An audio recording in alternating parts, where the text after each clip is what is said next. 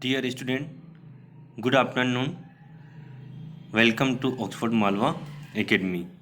आज हम class 12th subject business study का चैप्टर 5 में ऑर्गेनाइजेशन में delegation delegation of authority delegation of authority और डिसेंट्रलाइजन में डिफरेंस को समझेंगे। ये जो डिफरेंस है बहुत ही मोस्ट टाइम पे डिफरेंस है, एग्ज़ाम में कई बार ये आ भी चुका है, तो इसको आप अच्छे से लर्न कर लेना। ठीक है, फर्स्ट वाला पॉइंट है नेचर, है ना। नेचर वाले पॉइंट को हम समझते हैं प्रकृति। Delegation is the process of work division और डेविएशंस ऑफ अथॉरिटी। मतलब ये जो है अधिकार अंतरण जो है क्या है, यह कार्य विभाजन के फलस्वरूप की जाने वाली एक प्रोसेस है। मतलब इसके अंदर क्या होता है कि इसके अंदर जो वर्क होता है वो जो है कि मतलब डिस्ट्रीब्यूट कर दिया जाता है, विभाजित कर दिया जाता है और उनको बांट दिया जाता है, अपने सबऑर्डिनेट को वो वर्क दे दिया जाता है और उसके राइट्स भी दे दिए जाते हैं। इट इज़ द डिसेंट्रलाइजेशन में देखना आप, it is the end result which is achieve when authority is delegated at different levels. मतलब ये क्या है, विकेंद्रीकरण क्या है, यह उच्च प्रबंधक द्वारा बनाई गई एक नीति का एक परिणाम है ना। एक जो अथॉरिटी जो रहती है वो एक प्रकार से जो क्या होती है, डिसेंट्रलाइजेशन क्या होता है, एक प्रकार से जो उच्च अधिकारी होते हैं उनके द्वारा जो बनाई गई नीति होती है उसका एक रिजल्ट रहता है। ठीक है, नेक्स्ट है scope. It is confined to manager and his subordinate in work unit. मतलब इसका जो क्षेत्र होता है वो एक प्रकार से क्या होता है, इसका जो क्षेत्र होता है बहुत ही सीमित होता है। कहाँ तक सीमित होता है, मैनेजर और सबऑर्डिनेट के बीच ही वर्क होता है, तो ये यहाँ तक क्या होता है, सीमित होता है। और it is existence of delegation to the lowest level so it has wider scope. मतलब ये जो है कि लोवेस्ट लेवल तक जाता है। कहाँ तक जाता है, लोवेस्ट लेवल तक जाता है, इसलिए इसका जो स्कोप होता है वो वाइडर होता है, बड़ा होता है। मतलब स्कोप आप इसको इस प्रकार से भी लिख सकते हैं कि इसका जो क्षेत्र होता है वो सीमित होता है ना, बोरो होता है। और इसका जो डिसेंट्रलाइजेशन है, इसका जो स्कोप होता है, जो क्षेत्र होता है वो वाइडर होता है। ठीक है, इसके बाद हम नेक्स्ट पॉइंट पढ़ेंगे। नेक्स्ट पॉइंट अब आ जाना कंपल्सन पर, है ना। ये पॉइंट बहुत सिंपल है, ये कुछ पॉइंट है, ये सिंपल पॉइंट है, आप इसको अच्छे से लर्न कर सकते हैं, है ना। समझना इसको आप कंपल्सन को।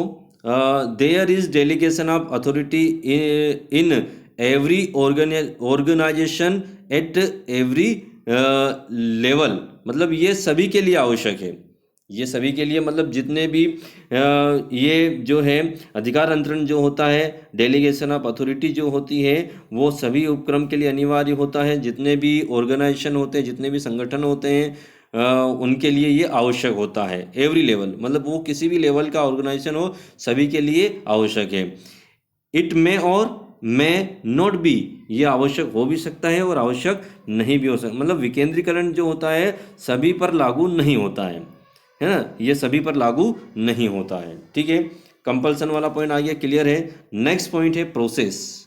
नेक्स्ट पॉइंट आप समझना, प्रोसेस प्रक्रिया। Delegation of authority is a process. मतलब ये अधिकार अंतरण जो होता है एक प्रकार की क्या है, प्रोसेस है।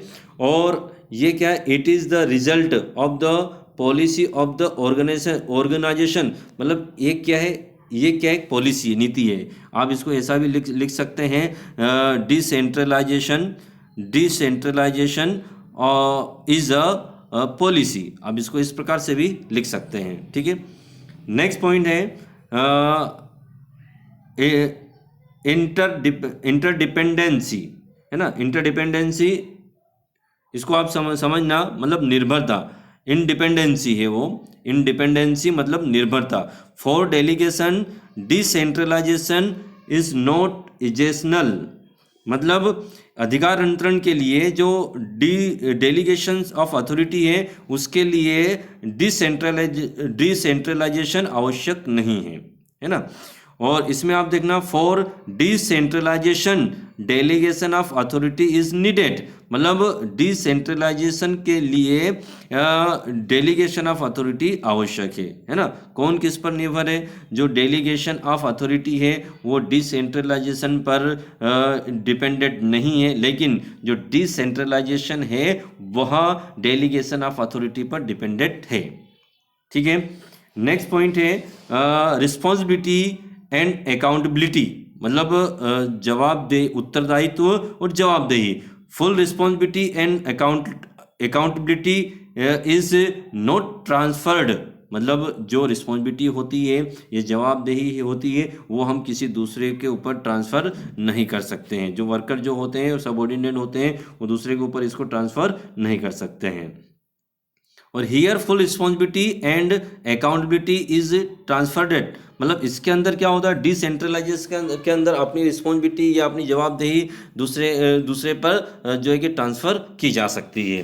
तो ये जो डिफरेंस है आपको लर्न करने हैं। आपको कौन कौन से पॉइंट याद करने हैं? एक तो नेचर वाला पॉइंट आप है लर्न कर सकते हैं, स्कोप वाला पॉइंट आप लर्न कर सकते हैं अच्छे से, और कुछ पॉइंट मैंने आपको 5, 6, 7, 8 ये आपको समझाएं, ये भी सिंपल है, इसको भी आप अच्छे से लर्न कर सकते हैं। Okay, thank you.